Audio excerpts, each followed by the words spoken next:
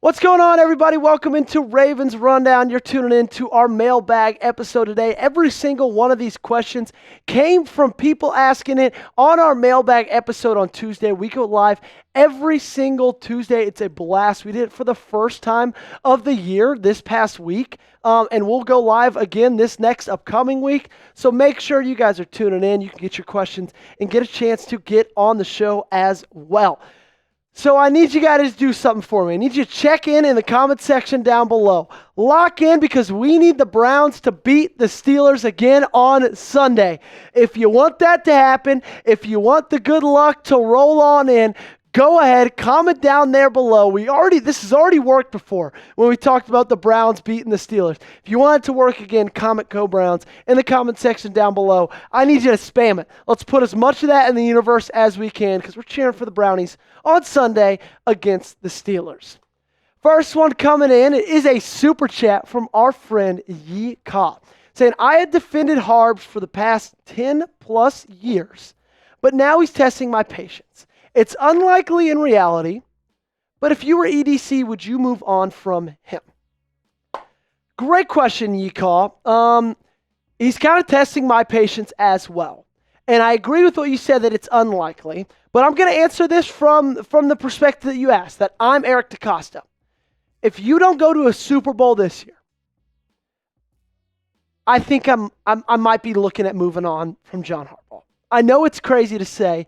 I know it's crazy to think. I know it's crazy to talk about because he's a guy who's an amazing winning percentage, has been a coach that's coached winning football teams for the last 16 years. But guys, I don't want to waste away this talent that we have with Lamar Jackson. If he proves again that he can't coach a team in a big situation, in a big game, and win a big playoff game or possibly a Super Bowl, then I've seen enough. I truly have. And I just think at some point it's time to get a little bit of new blood in there. Just something different, okay? Just a new look. And I know you guys, a ton of you guys agree with me. I see it in my comment section every single day, okay? And so if I'm EDC, if you lose in the first round or second round of the playoffs, oh my goodness, yes. Yes, I'm moving on. When you have Lamar Jackson, when you have Derrick Henry, when you have Zay Flowers, Mark Andrews, Roquan Smith, Kyle Hamilton, all these talented players, and you're not doing anything in it again for the 5th year in a row, yes, I'm moving on. Do I think it's going to happen? Unfortunately, no, I don't. Next one coming in from Birds of a Feather. Would you give the MVP award to Derrick Henry or to Lamar Jackson? That's a great question as well, Birds of a Feather. I think I would probably lean toward Lamar Jackson because I just think that, I don't want to say Derrick Henry has tailed off, but you can look and you could say Derrick Henry's not even putting up the best running back numbers of this year because, unfortunately, that's the guy who just beat you on Sunday. That's Saquon Barkley. So, in my opinion, it's how can Derrick Henry be the MVP when statistically he's not even the best running back this year? So that's kind of where I start giving it to Lamar Jackson because Lamar, while he's not in the lead and he's not the odds-on favorite to win MVP as of right now, that's Josh Allen, he's still better than Josh Allen in pretty much every statistical category when you look at it.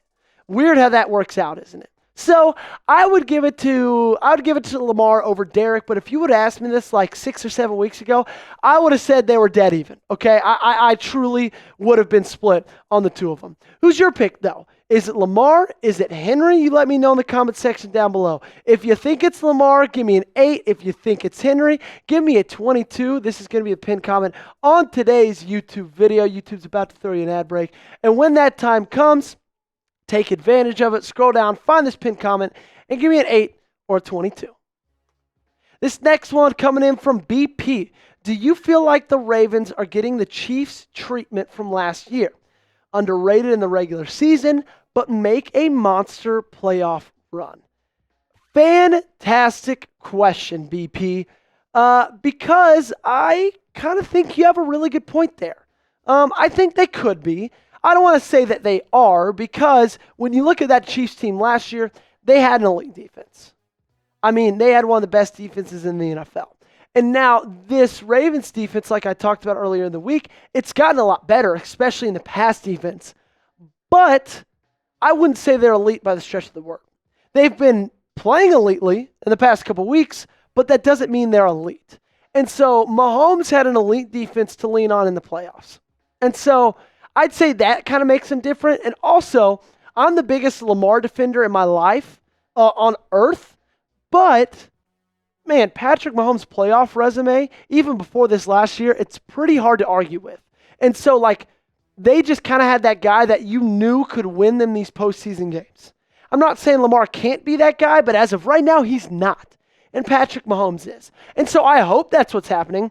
I hope they're underrated, and I hope they do make a monster playoff run. But I think the Chiefs were just set up to do it a little bit better than the Ravens are this year because of their defense and because of just the crunch time playoff winner that they have in Patrick Mahomes.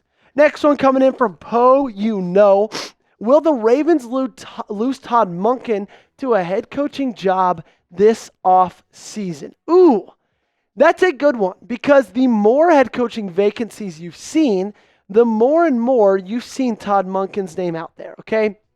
You've seen him with the Saints, with the Giants, with the Jets, and I know he shot this down in their interviews on Tuesday and their press conference media interviews.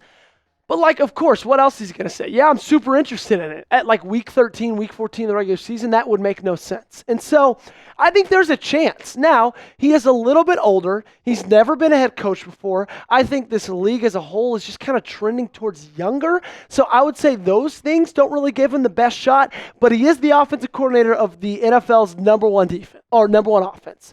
And so that in itself has got to give him a little bit of a boost, a little bit of a probability. But, I wouldn't bet on it. I wouldn't say, 100% no-brainer he's going to be a head coach. But I'd say there's a chance. I really would. His name came up in circles last season. It's coming up again so far. There's going to be even more head coaching vacancies, I'm sure, as the season goes on. And so I think there's a chance. But I want to ask you guys. I want to hear from y'all. Will Todd Monken be a head coach in 2025? Give me a yes or a no down below. If you think he's going to be somewhere, let me know. If you think he's staying right put, you give me a no in the comment section down below. Got to give a quick shout out to the sponsor of today's video. It is our friends over at Game Time, and Game Time is the place to go for the best seats with the lowest prices guaranteed. It's the only place I go when I'm trying to get tickets to any college football or NFL game. Game Time has a new feature. It's called Game Time Picks, and that makes getting tickets to see your favorite teams play live even easier. Game Time Picks fills out the fluff and shows you only incredible deals on great seats, so you don't have to waste time searching through thousands of tickets. The tool highlights the best deals, including great and amazing deals, which are the highest value seats at the time. For some events, Game Time Picks also identifies a super deal, which is the best seat value in the venue. My favorite thing, bar none, about Game Time is the fact that you get the views from your seat. Every time you go to buy your ticket, even before you purchase it, you get to see this 180-degree panoramic view of what you'll be seeing when you get to the game. Can't tell you how many times I've gotten to a game and there's a railing in my way or an extended press box. I'm like, if I would have known this before, I wouldn't have bought the ticket. Well, that doesn't happen with our friends over at Game Time. So take the guesswork out of buying tickets with Game Time. Download the Game Time app, create an account, redeem code ChatSports redeem code ChatSports for $20 off your first purchase. Terms apply. Again, create an account and redeem code CHATSPORTS for $20 off. Download Game Time today. What time is it? It is game time. This one coming from my Knoxville boy, K9 Reaper. Go Vols, my friend. Saying, what do you think of our chances of winning the AFC North? I think they're fine. I don't love them. I especially don't love them as much as I did kind of in the beginning of the season. But still, they're not horrible. There's worse chances of winning divisions than we've got in the AFC. Of course, Steelers have the better probability because they've just been winning more games and they've won the head-to-head. But when you look at the rest of the schedule, you still have winnable games, okay? And that's going to bring us to our next question from Papa Shook. Do you think Baltimore can win out? I do think so. Will it be easy? No. It's never easy to do something like win out in the NFL. But is it doable? 100%.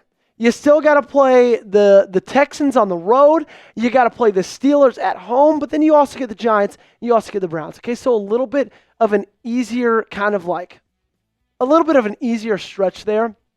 But like, that's kind of my thoughts is you got hard games, but you're a really good football team at the end of the day, and I do think you have the ability to win out. This last question of today's episode, is this defense legit now? I'm afraid they could be. I mean, if you just look at the sheer numbers of this pass defense in the past 3 games, guys, they have been so much better. They are the number 1 pass defense in the NFL in the last 3 games. Number 1. That's after being ranked dead last for the entirety of the season. If you just take the last 3 games, they're number 1 in the NFL. So if they can keep that improvement going, if they can continue on that success and just find a little bit of consistency as this one wraps up, man, I think they could be legit. And in my opinion, that just means this team is definitely legit. I want you to fill in the blank for me. This Ravens defense is blank. Okay, do you think it's dominant? Do you think it's fraudulent? Do you think it's bad? I'm going to let you fill in the blank. Let me know in the comment section down below what you're thinking, what you're feeling. Excited to see your guys' answers.